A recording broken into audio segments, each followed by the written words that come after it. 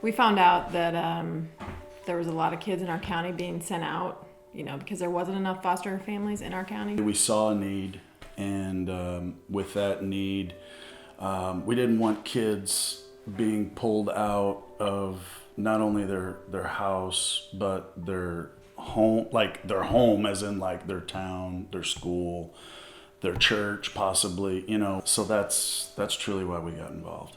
We started fostering with the idea of helping get the child back to the parent. And that's exactly what happened with us on Christian, is that we just wanted to get him back with his mom, and when things were right, and things didn't work out, and then they approached us like, would you guys be willing to adopt? And there was no way. At that time, he'd already been in our house for like 6 months, and he was already part of us and part of our family, and so we chose to adopt for sure.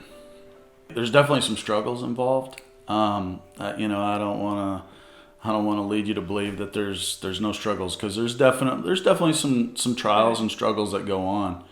But I'll tell you what, the first 2 years that Christian was in school, there were some struggles just because he was trying to find identity, and the first year that he was in school, he wasn't yet adopted, so he wasn't officially part of our family, at least in the court's eyes. And in our eyes, he was already a part of our family. But it seemed like it started to stabilize him a little bit with his behavior at school.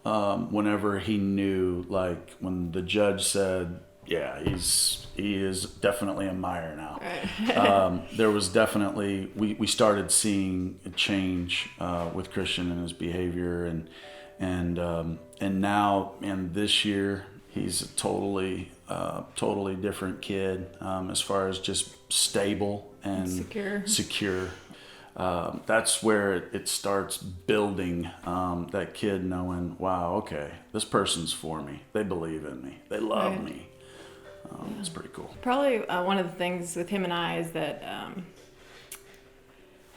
we've talked about that he was never in my tummy, and so we've had a lot of conversations about it, and so we kind of pretend that he was, and I just always say, I love you forever, and he always says, I love you for always.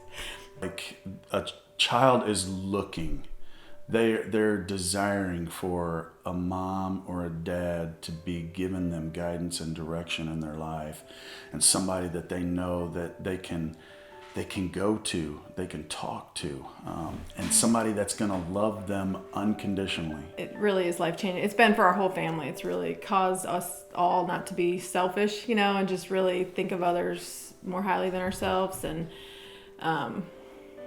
we couldn't imagine life without him.